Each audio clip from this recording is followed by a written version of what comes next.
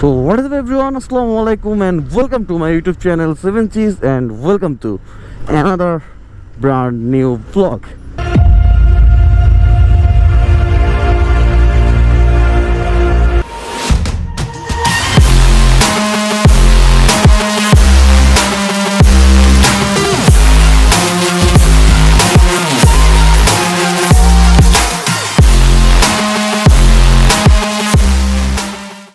তো আশা করি সবাই ভালো আছেন আর আলহামদুলিল্লাহ আমিও আলহামদুলিল্লাহ ভালো আছি অনেকটা সুস্থ।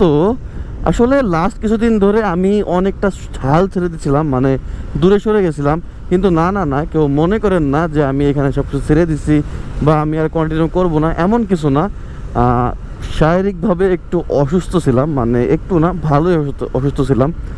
আপনারা জানেন তো লাস্ট কিছুদিন ধরে বাংলাদেশের টেম্পারেচার অনেকটা হাই ছিল, আর গোপালগঞ্জে তো 42-43 ডিগ্রি সেলসিয়াসের নিচে কখনো নামে নাই। মানে এই এত পরিমাণ গরম আমি আগে অনেকবার বলছি, মনে হয় যে আমি গরম তেমন একটা সহ্য করতে পারি না বা আমার গরম পছন্দ না, হিট ইস্যু আছে।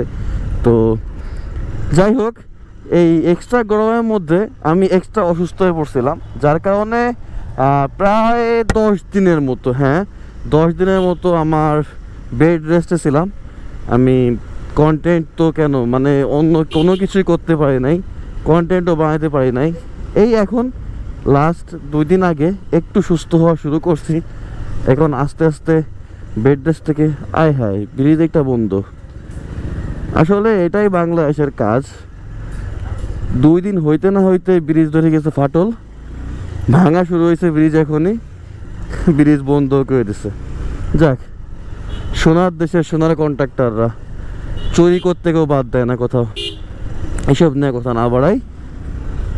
আসলে এই 7-8টা দিন অনেকটা ডিফিকাল্ট ছিল, অনেক নিজের উপর অনেক স্ট্রাগল করছি, অনেক অসুস্থতা মানে এতই বেশি, একদম বলতে পারেন যে শেষ পর্যায়ে ছিলাম। আর এত পরিমাণ উইক লাগতেছিল আর কি, মানে সহ্য করতে পারতেছিলাম না, আর মনটাও ভালো ছিল না। মানে এতদিন ধরে ডিসকানেক্ট হয়ে গেছে আপনাদের কাছ থেকে, এই জন্য মনটাও ভালো না। মানে নিজেকে বুঝাইতেই পারতেছিলাম না যে আসলে কি এমনটা হচ্ছে, আমি কি আসলে দূরে সরে যাচ্ছি। তো যাই হোক, আলহামদুলিল্লাহ আল্লাহ তাআলা সুস্থ করে দিয়েছে। এখন থেকে আবার কন্টিনিউ করব। আর মোটামুটি আজকে তো ফিরেই আছি।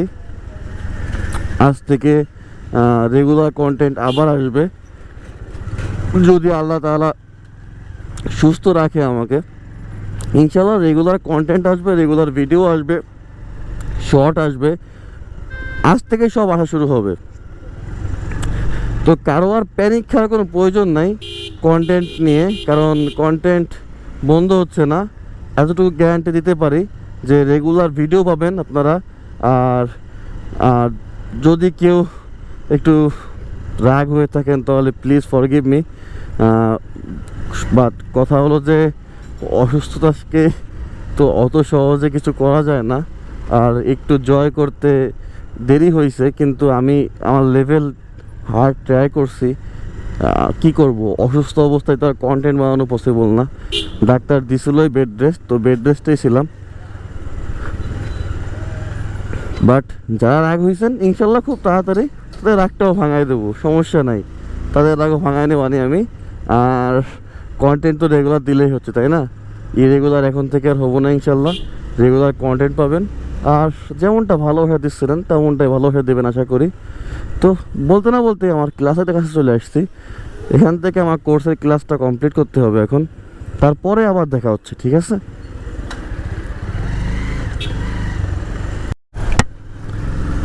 তো কথা হলো যে বর্তমানে আমার বাইকের অবস্থা এতই খারাপ হয়েছে, বাইকটা নিয়ে বাইরে বেরোনোই অনেকটা রিস্কি, মানে বের হইতেই পারতেছি না। এই মাত্র ক্লাস থেকে বেরোইলাম, হুট করে বাইক স্টার্ট নিচ্ছে না, আর পরে অনেক কষ্ট করে ঠেলা ঠুলো দিয়ে স্টার্ট দেওয়া লাগছে। এখন খুব টেনশনে আছি আর কি, যে এটা নিয়ে এখন কি দেখি করব না করব কিছু বুঝতেছি না।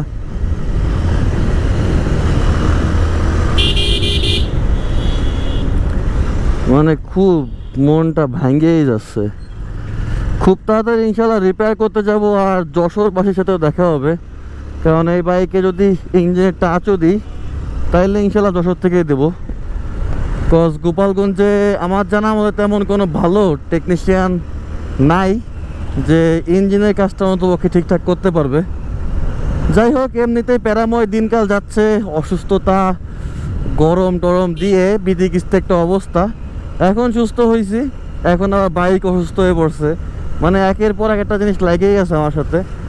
জানি না কী হবে, তাড়াতাড়ি সব কিছু ঠিকঠাক করে নিয়ে বসতে হবে। কিন্তু হ্যাঁ, হাল ছাড়তেছি না, আর এবার হারাই যাচ্ছি না। ইনশাল্লাহ দেখা হবে, প্রত্যেকটা দিন ব্লগ করা হবে, আর নতুন নতুন শর্টস তো আসবেই। এগুলো নিয়ে টেনশন করার কোনো দরকার নাই।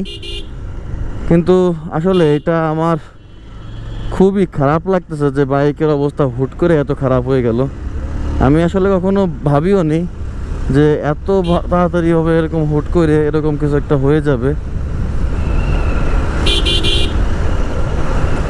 যাক, তাড়াতাড়িও না, অলমোস্ট 71,000 কিলো এই বাইকটা রানিং অলরেডি। আলহামদুলিল্লাহ ভালোই সাপোর্ট দিছে এই পর্যন্ত, তেমন কোনো মেজর কোনো সমস্যা দেখা যায় নাই, তেমন কিছু করাই নাই। এখন একটু সমস্যা দেখা দিচ্ছে, বাট ইটস ওকে, দেখা দেওয়ারই কথা। সবসময় একরকম সার্ভিস কোনো ইঞ্জিন দিতে পারবে না আসলে।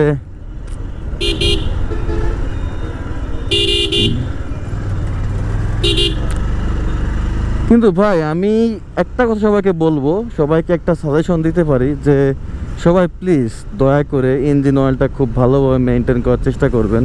কজ আমার এখন যে অবস্থা, শুধু এই বাইকটা রেখে বাসা থেকে চলে গেছিলাম কয়েক মাসের জন্য বাইরে, তারপরে ফ্যামিলির লোকজন ইঞ্জিন অয়েলটা একটু ভুলভাল, মানে একটু বেশি কিলো রাইড করছে মিনারেল ইঞ্জিন অয়েল দিয়ে, যার কারণে আমার বাইকটা এখন হুট করে এই অবস্থা হয়ে গেছে। যদি আমি থাকতাম আর ইঞ্জিন অয়েলটা মেনটেন করতাম, তাইলে মনে হয় না এমন কিছু আজ হতো, এমন কিছু দেখা লাগতো। সবাইকে একটা কথাই বলবো, যা করেন আর তা করেন, ইঞ্জিন অয়েলটা ঠিকঠাক মতো একটু পরীক্ষিতভাবে মেনটেন করে চালায়েন। ইঞ্জিন অয়েল হলো এমন একটা জিনিস, আপনি যত ভালোভাবে মেনটেন করতে পারবেন আপনার বাইকের পারফরমেন্স তত ভালো হবে ইনশাআল্লাহ। এনিওয়েজ গাইস, এখানে ছোট্টখাটো একটা ব্রেক ছিল, বলতে পারেন যে একটা চার ব্রেক।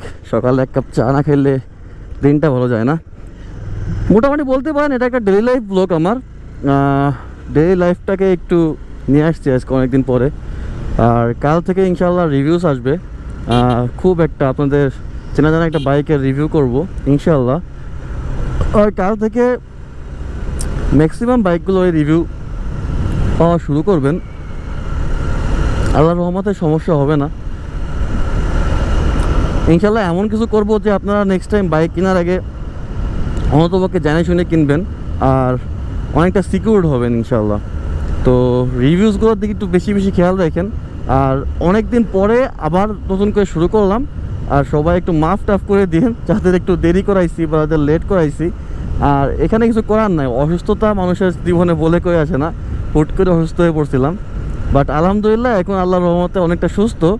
আর এখন থেকে ইনশাআল্লাহ রেগুলার আপনাদের মাঝে ফিরে আসবো, নতুন নতুন কন্টেন্ট নিয়ে আসবো। আর শর্টস তো আপনাদের বললাম, আমি বারবার বলতেছি আসবে নতুন নতুন অনেক ফানি শর্টস আসবে। আর সবাই চ্যানেলটাকে সাবস্ক্রাইব করতে কখনো ভুলবেন না।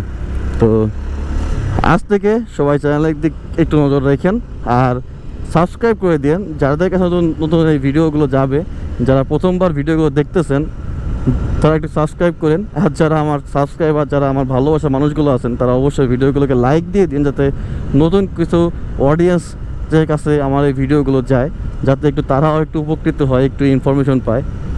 আল্লাহ হাফিজ গাইস, দেখা হচ্ছে আরেকটা নতুন ভ্লগে। সবাই ভালো থাকবেন, বাই।